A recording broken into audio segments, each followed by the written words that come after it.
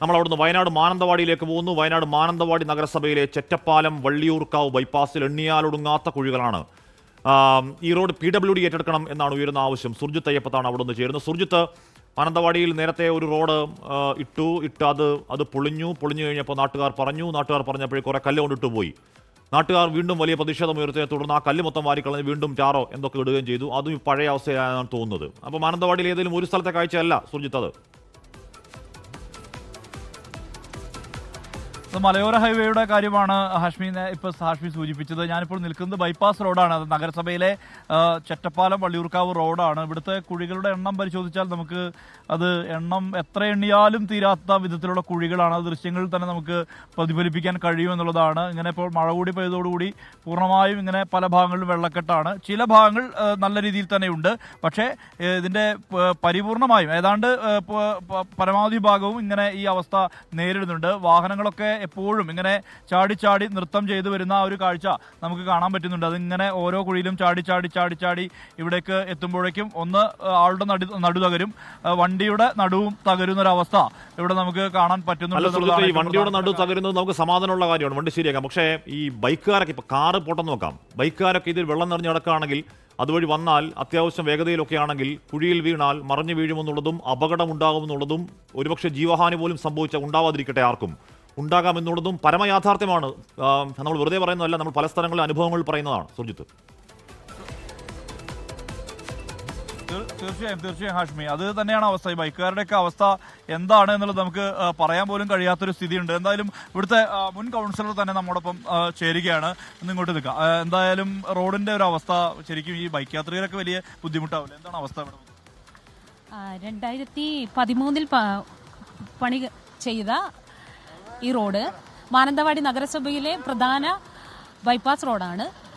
ഏതാണ്ട് 3.5 കിലോമീറ്ററോളം ദൂരം ഈ റോഡിനുണ്ട്. 2016 മുതൽ എല്ലാ വർഷവും അറ്റകുറ്റപ്പണികൾ നടത്തുന്നുണ്ട് എങ്കിലും ഇതിൻ്റെ ഭൂമിശാസ്ത്രപരമായ ഘടനയനുസരിച്ച് ചതുപ്പ് നിലമാണ്. അതിലൂടെ ഭാരവാഹനങ്ങളുടെ അമിതമായ ഒഴുക്കുണ്ട്. അപ്പോൾ ഞങ്ങളുടെ പ്രദേശവാസികളുടെ ഒരു ആവശ്യം എന്ന് പറഞ്ഞാൽ ഇത് മുനിസിപ്പാലിറ്റിയുടെ പരിമിതമായ ഫണ്ട് കൊണ്ട് ഈ റോഡ് പണികൾ പൂർത്തീകരിച്ച് ശാശ്വതമായ ഒരു നിലയിലേക്ക് എത്തില്ല.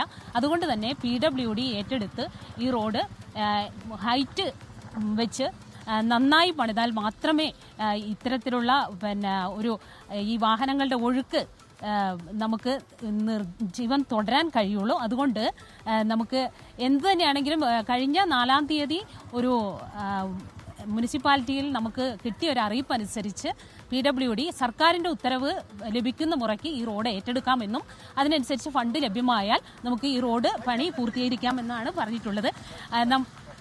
എന്തായാലും ചാടി ഒരു ചേട്ടൻ വന്നിട്ടുണ്ട്. എങ്ങനെയുണ്ട് ചേട്ടൻ റോഡ്? എന്താണ് സ്ഥിതി?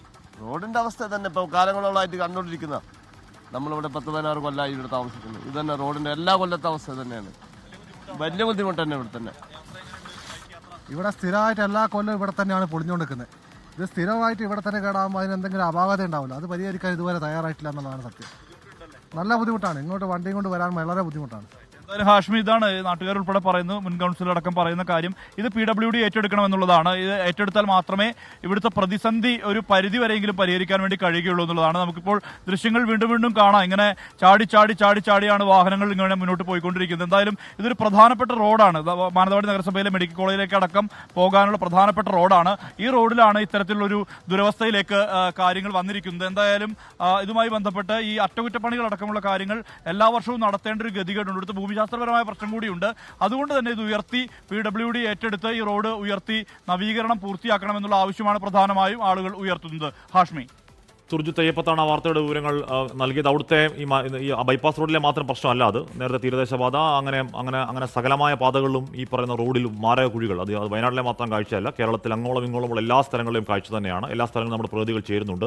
ലോകത്തെവിടെയായാലും ഏത് സമയത്തും 24 വാർത്തകളും ഓഗ്മെന്റഡ് റിയാലിറ്റി പാക്കേജുകളും എക്സ്പ്ലെയിനറുകളും വിശദമായി കാണാൻ ഞങ്ങളുടെ YouTube ചാനൽ നിങ്ങൾക്ക് സബ്സ്ക്രൈബ് ചെയ്യാം.